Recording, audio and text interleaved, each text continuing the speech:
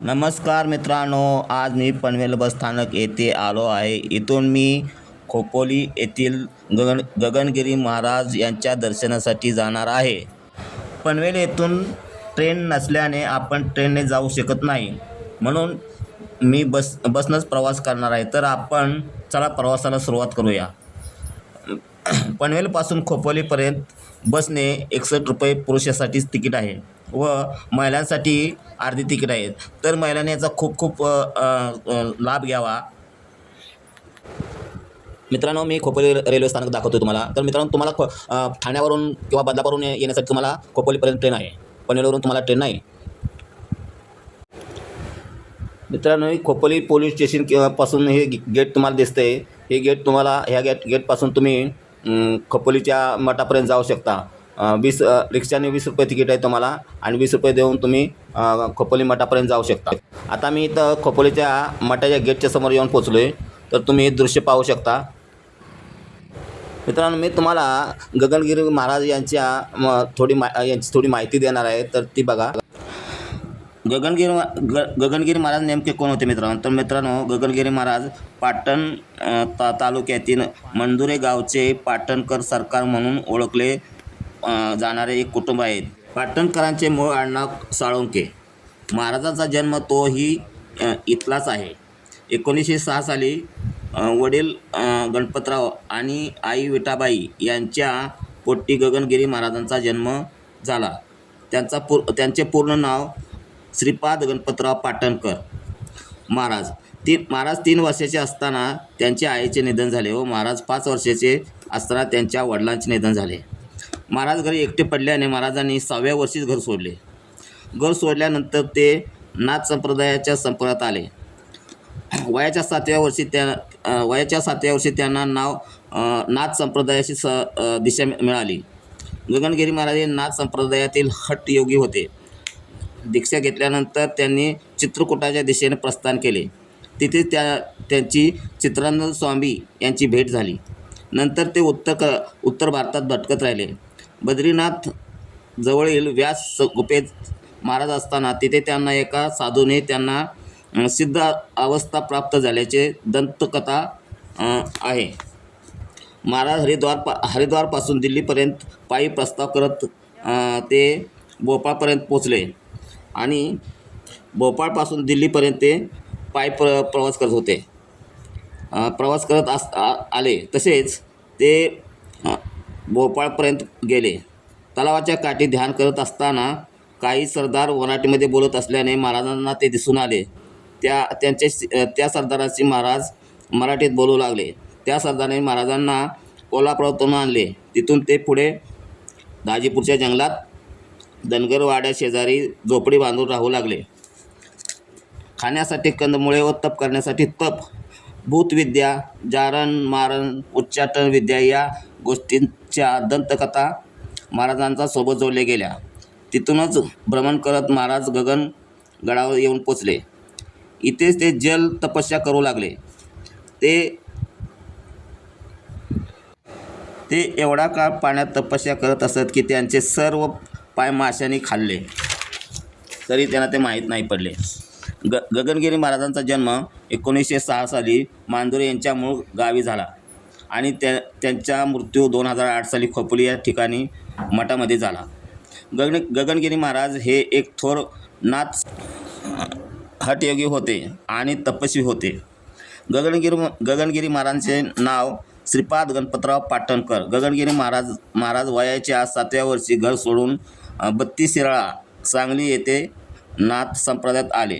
त्यांनी गगनगडावर व दाजीपूरच्या जंगलात दीर्घ तपश्चर्या व कठीण योग साधना केली. अनेक अनुयायी त्यांना दत्तात्रयांचा अवतार असे मानतात. गगनगिरी महाराजांनी खोपोली येथे 4 फेब्रुवारी 2008 रोजी मोठी समाधी घेतली. त्याबद्दल अधिक सांगण्यात येते की हिमालयात काही काळ घातल्यानंतर त्यांनी गगनगड व दाजीपूरचे जंगल व कोकण भागात कठीण तपश्चर्या केली.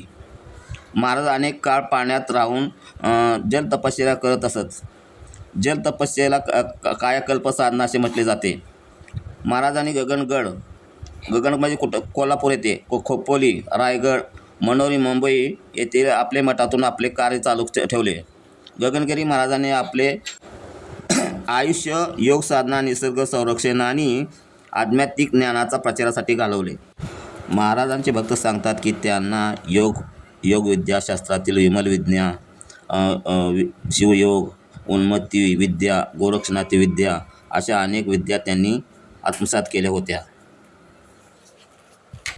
गगनगिरी महाराजांनी निसर्गाच्या सान्निध्यात राहून तप केले होते. 1932 ते 1940 या काळात दाजीपूरच्या पाटांचा डंक भागात राहून त्यांनी अरण्यविद्याचा तप पूर्ण केला. 1948 ते 1950 साली महाराज मुंबईतील वाळकेश्वर जवळील शिरीच्या मारुतीजवळ दादा हिरची पारसी स्मशानात राहू लागले व तप करू लागले. गगनगिरी महाराजांची कीर्ती वाढू लागल्याने अनेक स्थानिक लोक महाराजांना भेटण्यासाठी येऊ लागले. या काळात महाराजांचे खोपोली येथे वास्तव होऊ लागले. परंतु महाराजांची कीर्ती पसरली ती 1965च्या काळानंतरच. त्या काळात यशवंतराव चव्हाण, बाळासाहेब देसाई, राजाराम बापू पाटील, कापसे असे अनेक मंत्री त्यांना भेटण्यासाठी येत असत व प्रतिष्ठित अधिकारीसुद्धा त्यांना भेटण्यासाठी येत असत. महाराजांचा मान सन्मान करू लागले. मुंबईच्या बिर्ला क्रीडा संकुलात गुरुपौर्णिमा त्यांनी सुरू केली. मित्रांनो, मी थोडीशी माहिती गगनगिरी महाराजांबद्दल तुम्हाला सांगितली. तुम्हाला काय अजून ह्याच्यापेक्षा माहीत असेल तर तुम्ही मला त्या कमेंटद्वारे कळवू शकता. तर आता आपण इथून पाहू शकतो बघा, ही गुफेकडे जाण्यासाठी रस्ता आहे. तर इथून आपण गुफेकडे वरती जाऊ शकतो आणि जिथे गुफा आहे तिथे गगनगिरी महाराजांनी खूप घोर तपस्या केली आणि तिथूनच त्यांना त्यांचे प्रचार होऊ लागला. तर बघा, ही तुम्ही आता आपण एक गुफेकडे चाललेला आहे. इथं बोर्ड काय दिला आहे बघा मित्रांनो, तर लहान मुलांनी गुफेमध्ये धिंगाणा किंवा मस्ती करू नये. आता आपण इथून गुफेकडे जाण्याचा हा रस्ता आहे बघा.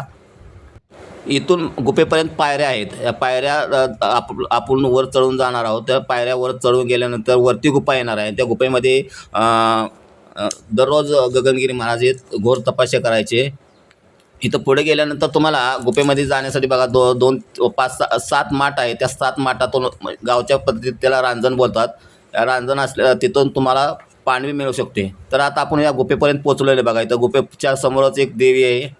त्या देवीचे लोक दर्शन घेत आहेत आणि आता आपण या गुफेच्या आतमध्ये जाणार आहे. तर गुफेच्या आतमध्ये काय तुम्हाला दिसते पाहू शकता तुम्ही. तर इथं गगनगिरी महाराजांचा फोटो आहे. तपस्या केलेले, जिथे तपस्या केली तिथेच गगनगिरी महाराजांचा एक पुतळा बी केलेला आहे तिथं. आणि इथून एका मार्गाने याचा आणि एका मार्गाने आपण गुफेतून बाहेर निघू शकता. तर इथं गगनगिरी महाराजांची बघा इथं मूर्ती आहे. इथं गगनगिरी महाराज आपली तपश्चर्या करत असत. मित्रांनो, माझा आज इथे येऊन दिवस चांगला गेला, आनंद वाटला. जर तुम्हाला या गगनगिरी महाराजाची जर दर्शन घ्यायचे असेल तर तुम्ही येऊ शकता आणि आपल्या जीवनाचा आनंद घेऊ शकता. इथून वरून मी बघा तुम्हाला हे दाखवलेलं आहे गगनगिरी महाराजांचा मठ. तर तुम्ही इथून ते पाहू शकता आणि एवढा आवाढव्य गटमठ आहे की तुम्ही बघून हैराण व्हाल असा. तर तुम्ही बी इथे येऊन आनंद घेऊ शकता आणि चांगल्या पद्धतीने तुम्ही इथं या आणि आपले जे काय मनाची मनोगत कामना आहे ती पूर्ण होते. मित्रांनो, माझा व्हिडिओ आवडल्यास तुम्ही माझ्या व्हिडिओला लाईक करा, शेअर करा, सबस्क्राईब करा आणि तुम्ही बी इथे या स्थळाला भेट देऊ शकता आणि आनंद घेऊ शकता. इथून पुढे मी पुढील प्रवास कुठला करावा हे तुम्ही मला कमेंटद्वारे सांगू शकता किंवा कळवू शकता. हा व्हिडिओ मी इथे स्टॉप करतो. आता आपण पुढील व्हिडिओमध्ये भेटूया. जय हिंद. मित्रांनो, तुम्ही हा माझा व्हिडिओ पूर्ण बघितल्यामुळे मी तुमचे खूप अभिनंदन करतो आणि व्हिडिओ मी स्टॉप करतो. जय हिंद, जय महाराष्ट्र, जय भारत.